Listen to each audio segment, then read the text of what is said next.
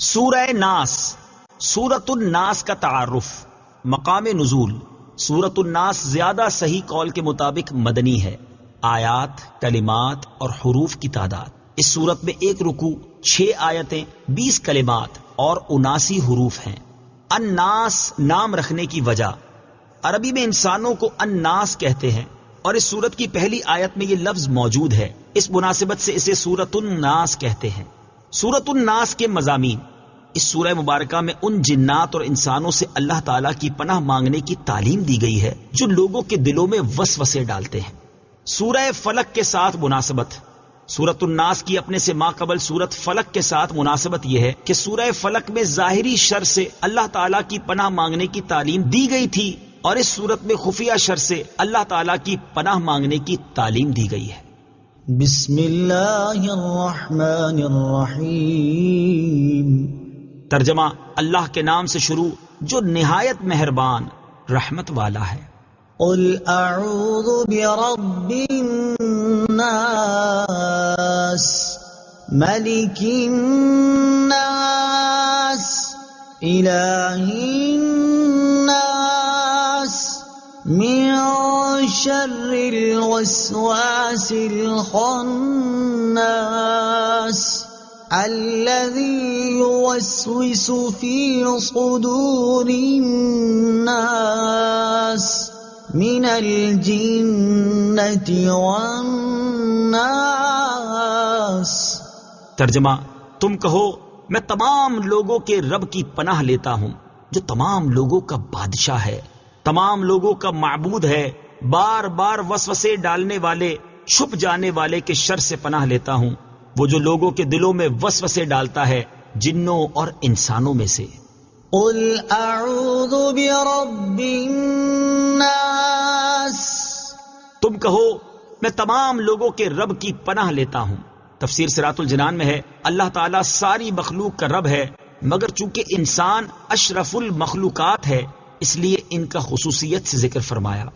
انسان کی عظمت و شرافت: اس سے انسان کی عظمت و شرافت بھی معلوم ہوئی کہ بطور خاص اللہ تعالیٰ نے اپنی ربوبیت کی نسبت اس کی طرف فرمائی۔ علماء نے یہاں یہ نقطہ بیان فرمایا ہے کہ اس صورت میں 5 مرتبہ لفظ الناس آیا ہے۔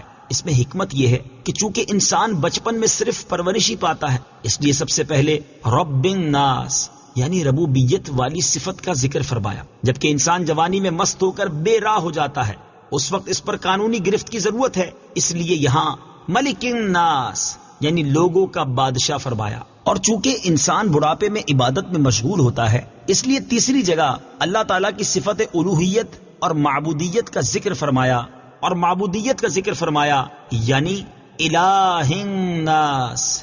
چوتھی جگہ الناس سے صالحین مراد ہو سکتے ہیں کہ شیطان عموماً انہیں ہی وسوسوں کے ذریعے عبادت سے ہٹانے کی کوشش کرتا ہے۔ اور 5ویں جگہ الناس سے مراد شر پسند اور فسادی لوگ ہو سکتے ہیں کہ وہاں لوگوں کے شر سے پناہ مانگی گئی ہے۔ ملک الناس، تمام لوگوں کا بادشاہ۔ تفسیر صراط الجنان میں ہے یعنی ان کے کاموں کی تدبیر فرمانے والا ہے اور سب کا حقیقی حاکم و مالک، کہ دنیا میں بھی کسی کو حکومت و ملکیت ملے تو اسی کی عطا سے ملتی ہے۔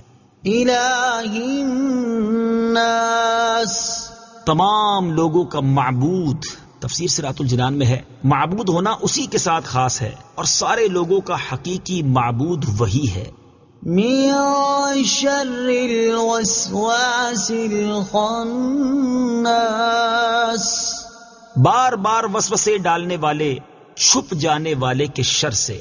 تفسیر صراط الجنان میں ہے اس سے مراد شیطان ہے، اور یہ اس کی عادت ہے کہ انسان جب غافل ہوتا ہے تو اس کے دل میں وسوسے ڈالتا ہے، اور جب انسان اللہ تعالیٰ کا ذکر کرتا ہے تو شیطان دبک رہتا ہے اور ہٹ جاتا ہے۔ وسوسہ اور الہام میں فرق: یاد رہے کہ برے خیال کو وسوسہ کہا جاتا ہے جبکہ اچھے خیالات کو الہام۔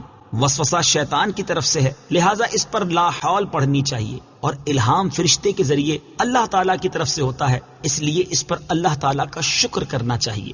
نفس امارہ کے غلبے میں وسوسے زیادہ ہوتے ہیں جبکہ نفس مطمئنہ کے غلبے میں الہام زیادہ۔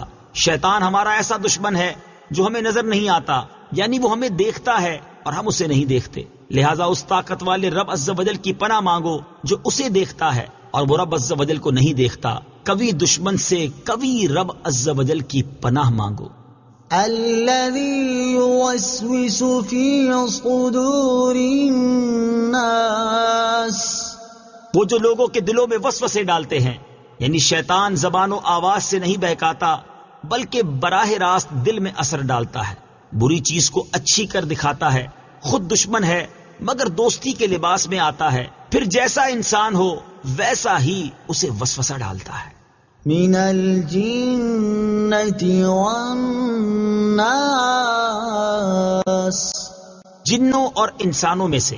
تفسیر صراط الجنان میں ہے یہ بیان ہے وسوسے ڈالنے والے شیطان کا کہ وہ جنوں میں سے بھی ہوتا ہے اور انسانوں میں سے بھی۔ جیسے شیاطین جن انسانوں کو وسوسے میں ڈالتے ہیں، ایسے ہی شیاطین انسان بھی ناسے بن کر آدمی کے دل میں وسوسے ڈالتے ہیں۔ پھر اگر آدمی ان وسوسوں کو مانتا ہے تو اس کا سلسلہ بڑھ جاتا ہے اور وہ خوب گمراہ کرتے ہیں، اور اگر اس سے متنفر ہوتا ہے تو ہٹ جاتے ہیں اور دبک رہتے ہیں۔ جنوں اور انسانوں کے شیاطین سے پناہ مانگے۔ آدمی کو چاہیے کہ جنوں کے شیاطین کے شر سے بھی پناہ مانگے اور انسانوں کے شیاطین کے شر سے بھی۔ اس سلسلے میں یہاں ایک مفید وظیفہ پیش خدمت ہے۔ چنانچہ حضرت عائشہ صدیقہ رضی اللہ تعالی عنہا فرماتی ہیں، بخاری شریف کی حدیث ہے کہ رسول اللہ صلی اللہ تعالی علیہ وآلہ وسلم رات کے وقت جب بستر مبارک پر تشریف لاتے تو اپنے دونوں دست مبارک جمع فرما کر ان میں دم کرتے اور سورہ قل هو اللہ احد اور قل اعوذ برب الفلق اور قل اعوذ برب الناس پڑھ کر اپنے مبارک ہاتھوں کو سر مبارک سے لے کر تمام جسم اقدس پر پھیرتے، جہاں تک دست مبارک پہنچ سکتے۔ یہ عمل 3 مرتبہ فرماتے۔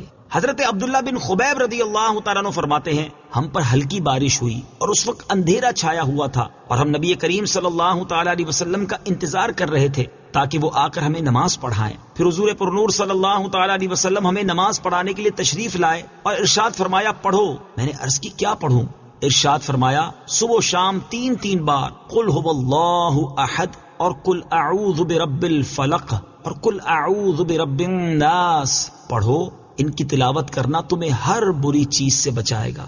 اللہ تعالیٰ سے دعا ہے کہ اس تفسیر کو عوام اور خواص سبھی مسلمانوں کے لیے نفع بخش اور فائدہ مند بنائے اور اسے مسلمانوں کی اعتقادی، علمی اور عملی اصلاح کا بہترین ذریعہ بنائے، اور اس کے صدقے میرے والدین، میرے عزیز رشتہ داروں، اساتذہ کرام، دوست احباب، دیگر متعلقین اور معاونین کی بے حساب بخشش و مغفرت فرمائے، آمین ثم آمین۔